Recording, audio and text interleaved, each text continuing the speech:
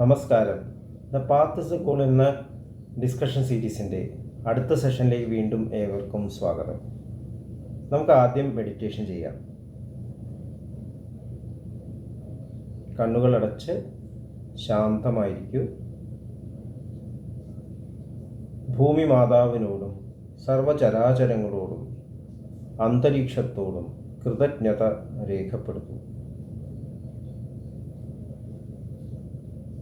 ഭൂമി മാതാവിൽ നിന്നുമുള്ള healing energy കാലുകളിലൂടെ പ്രവേശിച്ച് ശരീരം മുഴുവൻ വ്യാപിക്കുന്നതായും ശരീരത്തിലെ എല്ലാ ഭാഗങ്ങളെയും എല്ലാ കോശങ്ങളെയും റിലാക്സ് ചെയ്യാൻ സഹായിക്കുന്നതായും അനുഭവിക്കും.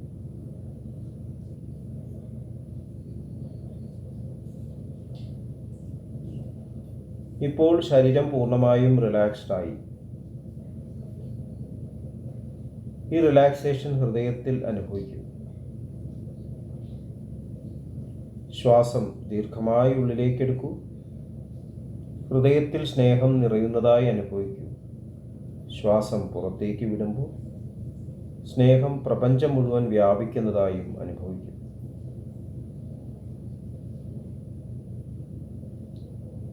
ഹൃദയത്തിൽ കുടികൊള്ളുന്ന സ്നേഹത്തിൻ്റെ സ്രോതസ്സിൽ നിന്നും ഉദ്ഭവിക്കുന്ന ദിവ്യപ്രകാശം മനസ്സിനെ ആകർഷിക്കുന്നതായി അനുഭവിക്കും.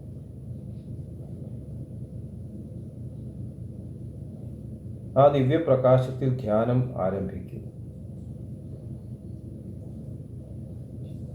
മനസ്സിൽ ചിന്തകൾ വരുന്നുണ്ടെങ്കിൽ മൃദുവായി അവയെ അവഗണിക്കുക. ദിവ്യപ്രകാശത്തിൽ ധ്യാനം തുടരുക. Please start meditation.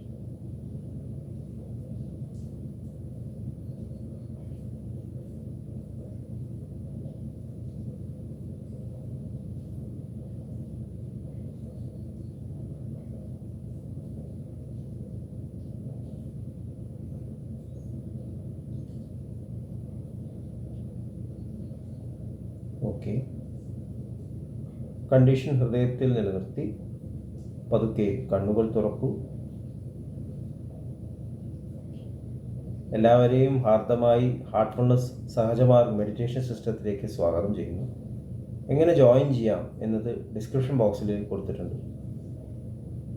നമ്മുടെ ജീവിതത്തിൽ എഡ്യൂക്കേഷൻ ഒരു കണ്ടിന്യൂസ് പ്രോസസ്സാണ് എന്നതിനെക്കുറിച്ച് നമ്മൾ ഡിസ്കസ് ചെയ്യണം. ലേണിംഗ്, ചാരിജി മഹാരാജ് പറയും, ലേണിംഗ് അവസാനിക്കുന്നില്ല. മഹാത്മാഗാന്ധിജി പറഞ്ഞിട്ടുണ്ട്, live as if you are going to die the next moment, but learn as if you are going to live for ever.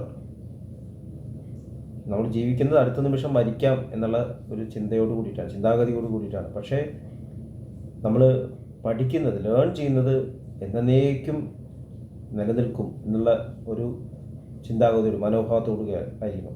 അപ്പോൾ ലേണിംഗ് അവസാനിക്കുന്നില്ല. ഈ ശരീരം വെടിഞ്ഞാലും ലേണിംഗ് തുടരും എന്നുള്ളത് നമ്മൾ മനസ്സിലാക്കേണ്ട കാര്യമാണ്. അപ്പോൾ നമ്മൾ ജാഗ്രത അവസ്ഥയിൽ ലേൺ ചെയ്യുന്നു. നമ്മൾ മനസ്സുകൊണ്ട് മാത്രം ചിന്തിച്ചുകൊണ്ട് ലേൺ ചെയ്യുന്നു. ഇപ്പോൾ കളിയിലിത് കാണാം, പ്ലെയേഴ്സ് മെൻ്റൽ ഗെയിം കളിക്കും. ഇനി സ്വപ്നത്തിൽ നിന്നും പഠിക്കുന്നു. നമ്മുടെ ബോധതലം ഡയറക്റ്റായിട്ട് ഇൻവോൾവ് അല്ലാത്ത സ്വപ്നങ്ങൾ നമ്മളെ പലപ്പോഴും പല കാര്യങ്ങളും പഠിപ്പിക്കുന്നു, ശരിക്കുള്ള അർത്ഥത്തിൽ മനസ്സിലാക്കണം. ഇനി സുഷുപ്തിയിലോ ആഴത്തിൽ ഉറങ്ങുമ്പോൾ മനസ്സ് യഥാർത്ഥമായിട്ടുള്ള നമ്മുടെ സോളുമായി ടച്ച് ചെയ്യുമ്പോൾ നമ്മൾ ഏറ്റവും വലിയ ലേണിംഗ്, അതായത് നമ്മുടെ ശരിക്കുള്ള ആനന്ദം, ജീവിതത്തിലെ ലക്ഷ്യം ഉള്ളിൽ തന്നെയാണെന്ന് തിരിച്ചറിവ് നൽകുന്ന സുഷുപ്തിയാണ്. അപ്പോൾ കണ്ടിന്യൂസ് പ്രോസസ്സാണ്. അപ്പോൾ ഇങ്ങനെ നോക്കുമ്പോൾ നമ്മുടെ ജീവിക്കുമ്പോഴും നമ്മൾ മരിക്കുമ്പോഴും ലേണിംഗ് ആണ്. ടിബറ്റൻ ബുക്ക് ഓഫ് ദ ഡെഡിൽ 2 പാഠവും കുറിച്ച് പറയുന്നത്, ജീവിതം എന്ന പാഠവും മരണാനന്തരമുള്ള പാഠവും. ജീവിതമുള്ള പാഠവിലുള്ള ലേണിംഗ് പ്രോസസ്സ് മരണാനന്തരമുള്ള ആ ജംഗ്ഷൻ പാഠനെ ഇൻഫ്ലുവൻസ് ചെയ്യുന്നു. തിരിച്ചും മരണാനന്തരം ഉള്ള ആ ഒരു ജംഗ്ഷനിൽ എങ്ങനെയാണ് മനസ്സ് ശരീരമില്ലാതെ സഞ്ചരിക്കുന്നത്, എങ്ങോട്ടാണ് പോകുന്നത്, നമ്മൾ നമ്മുടെ ജീവിതത്തിൽ ഒബ്സർവ് ചെയ്താൽ അറിയാം. അപ്പോൾ നമുക്ക് നമ്മുടെ ജീവിതത്തിൽ തന്നെ കാണാം, നമുക്കൊരു വിജയം ലഭിക്കുമ്പോൾ നമ്മൾ സന്തോഷിക്കുന്നു, പരാജയം വരുമ്പോൾ ദുഃഖിക്കുന്നു. ഓപ്പോസിറ്റും വരാം. ചിലപ്പോൾ പരാജയങ്ങളും നമ്മളെ സന്തോഷിപ്പിക്കാം. എൻ്റെ മുത്തശ്ശൻ പറയാറുണ്ടായിരുന്നു, ഞങ്ങളുടെ ഫാമിലിയിൽ നിന്ന് ഒരു ആള് ഇലക്ഷൻ നിന്നു. അപ്പോൾ മുത്തശ്ശൻ പറയാണ്, നീയേറ്റ ജയിച്ചു, ഞാൻ തോറ്റു എന്നാ പറയും. ജയം തന്നെ ഒരു തോൽവിയായിട്ട് മാറും ചിലപ്പോൾ. അതുപോലെ നമ്മുടെ ജീവിതത്തിൽ ചിലപ്പോൾ വിയോഗം സന്തോഷം നൽകുന്നു, സംയോഗം പോലെ തന്നെ. ചിലപ്പോൾ നമ്മൾ ചില സ്ഥലങ്ങൾ വിട്ടിട്ട് പോകുമ്പോൾ നമുക്ക് സന്തോഷമുണ്ട്, ചില സ്ഥലത്ത് വന്നു ചേരുമ്പോൾ നമുക്ക് സന്തോഷമുണ്ട്. നമ്മൾ രണ്ടിനെയും കുറിച്ചിട്ട് ചിന്തിക്കണം. അപ്പോൾ ശരിക്കും ഇത് തന്നെയാണ് നമ്മുടെ ജീവിതത്തിലും സംഭവിക്കുന്നത്. നമുക്ക് സന്തോഷം ജനിക്കുമ്പോഴുണ്ട്, നമുക്ക് കരഞ്ഞുകൊണ്ടാണ് ജനിക്കുന്നത്, അപ്പോൾ അവിടെ ദുഃഖമുണ്ട്. ഭൂമിയിലേക്ക് വന്നു എന്നുള്ള ദുഃഖം, ആ സോൾ അനുഭവിക്കുന്ന ദുഃഖം എല്ലാവരും സന്തോഷം അനുഭവിക്കുന്നു. പിന്നെ മരിക്കുമ്പോൾ എല്ലാവരും ദുഃഖം അനുഭവിക്കുന്നു, ജീവൻ യഥാർത്ഥ ഉറവിടത്തിലേക്കും അവിടെ സന്തോഷം അനുഭവിക്കും. ഉറവിടത്തേക്ക് പോവുകയാണെങ്കിൽ, ഇല്ലെങ്കിൽ അവിടെ ദുഃഖമാണ്. അപ്പോൾ ഈ പോവലും വരലും യഥാർത്ഥത്തിൽ സന്തോഷമുണ്ട്. ചാരുജി മഹാരാജ് പറയും, യഥാർത്ഥത്തിലുള്ള ലയം എന്ന് പറയുമ്പോൾ പോകുമ്പോഴും വരുമ്പോഴും മാറ്റമില്ലാത്തൊരവസ്ഥയാണ്. ബാബുജി മഹാരാജ് ഒരിക്കൽ പറയും, നമ്മൾ പോകുന്നത് വരാനും വരുന്നത് പോകാനുമാണ്. നമ്മുടെ ജീവിതത്തിൽ വെക്കേഷൻ ഉണ്ട്, വെക്കേഷൻ നല്ലതാണ്, പക്ഷെ എപ്പോഴും വെക്കേഷൻ ആയാലും അപ്പോൾ ജോലി ചെയ്യണം. അപ്പോൾ നമ്മൾ നിരന്തരം പ്രവർത്തിച്ചു കൊണ്ടിരിക്കുമ്പോൾ ഈ ഒരു ഉള്ളിലുള്ള ആനന്ദം അത് നിലനിർത്തണം. അതേ സമയം തന്നെ ഇടയ്ക്ക് ലഭിക്കുന്ന പോസുകളിലും ആനന്ദിക്കണം. അപ്പോഴേ ആനന്ദം എന്ന് പറയാൻ സാധിക്കും.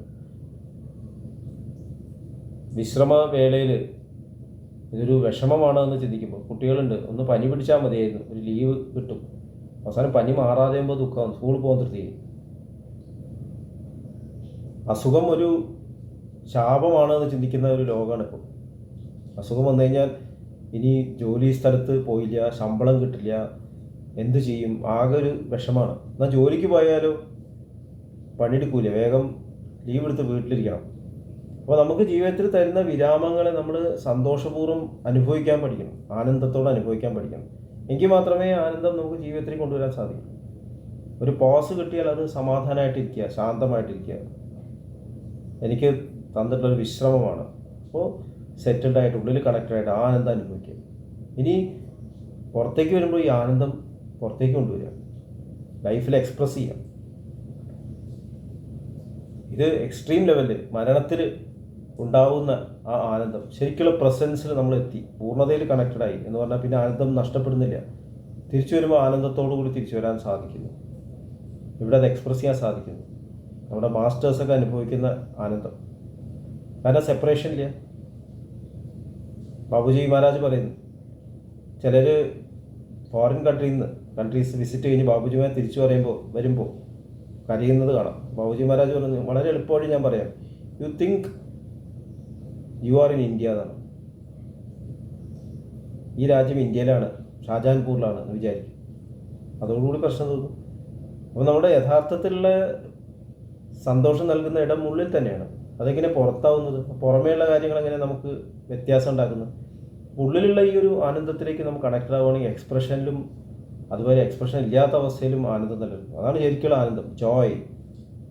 നമ്മുടെ മാസ്റ്റേഴ്സ് പറയുന്ന ജോയ് എന്ന് പറയുന്നത് ഈ എക്സ്പീരിയൻഷ്യൽ ജോയിനെ ട്രാൻസെൻഡ് ചെയ്യുന്നതാണ്. നമ്മുടെ അടിസ്ഥാനപരമായിട്ടുള്ള ആ ഒരു ഫൗണ്ടേഷനാണ് ശ്രദ്ധ എന്ന് നമ്മൾ ഡിസ്കസ് ചെയ്തു. അതാണ് നമുക്ക് വർക്ക് ചെയ്യാനുള്ള ഇൻസ്ട്രുമെൻറ്റ്. അങ്ങനെ ഉള്ളൊരു സ്റ്റേറ്റിൽ വർക്ക് ചെയ്യാനോ വർക്ക് ചെയ്യാതിരിക്കാനോ ഡിഫറൻസ് ഇല്ല, രണ്ടും ഡിഫറൻസ് ഇല്ല. ഭഗവത്ഗീതയിൽ ഭഗവാൻ അകർമ്മവും കർമ്മവും പറയുന്നുണ്ട്. എന്താണ് അകർമ്മം, എന്താണ് കർമ്മം? പലരും കൺഫ്യൂസ്ഡ് ആണെന്നാണ് പറയുന്നത്. അപകർമ്മത്തിൻ്റെ അവസ്ഥയിലെന്ന് പറയുന്നത്, അതായത് പരിപൂർണമായിട്ട് സെറ്റിൽഡ് അവസ്ഥയിൽ, പരിപൂർണമായിട്ട് ജോയ്ഫുള്ളായിട്ടുള്ള ആ ശ്രദ്ധയിൽ ഇരിക്കുമ്പോൾ നമുക്ക് വരുന്നുണ്ടോ പോകുന്നുണ്ടോ ഡിഫറൻസ് ഇല്ല. നമ്മൾ നടരാജൻ്റെയും താണ്ഡവത്തിൻ്റെയും ഉദാഹരണം പറഞ്ഞു. താണ്ഡവം എന്ന് പറഞ്ഞാൽ എക്സ്പ്രഷനിലുള്ള ആനന്ദമാണ്. എക്സ്പ്രഷനിലുള്ള ആനന്ദം വരുമ്പോൾ അവിടെ വേദന, ഫിസിക്കലായിട്ടുള്ള വേദനകൾ അനുഭവിക്കുന്നു. മാസ്റ്റേഴ്സ് അവതാരങ്ങളൊക്കെ സഫർ ചെയ്യുന്നത് കാണാം, പെട്ടെന്നുള്ള കറക്ഷൻസ്. ഇപ്പോൾ വികൃതി കാണിക്കുന്ന ഒരു കുട്ടിയെ കറക്റ്റ് ചെയ്യാൻ ടീച്ചർ പണിഷ് ചെയ്യുമ്പോൾ ടീച്ചർ വേദന അനുഭവിക്കുന്നു, ആ പെയിൻ അനുഭവിക്കുന്നു. ഉള്ളിൽ ഇൻറ്റൻഷൻ ഒരിക്കലും ഫ്ലക്ച്വേറ്റ് ചെയ്തില്ല. ആനന്ദത്തിലാണെങ്കിൽ പുറമേ ശാരീരികമായിട്ടുള്ള പീഡ അനുഭവിക്കുന്നു. ഏത് കാലത്താണ് എല്ലാ മൊമെൻറ്റിലും എല്ലാ ഡയമെൻഷനും നമുക്ക് ഈ ജോയ്ഫുൾ സ്റ്റേറ്റ് നിലനിർത്താൻ സാധിക്കുക? അപ്പോഴാണ് എഡ്യൂക്കേഷൻ പൂർത്തീകരിക്കുക. അങ്ങനൊരു കാലം ഉണ്ടാവുമോ അറിയില്ല. പക്ഷേ നമുക്ക് നമ്മുടെ ജീവിതത്തിൽ ഈ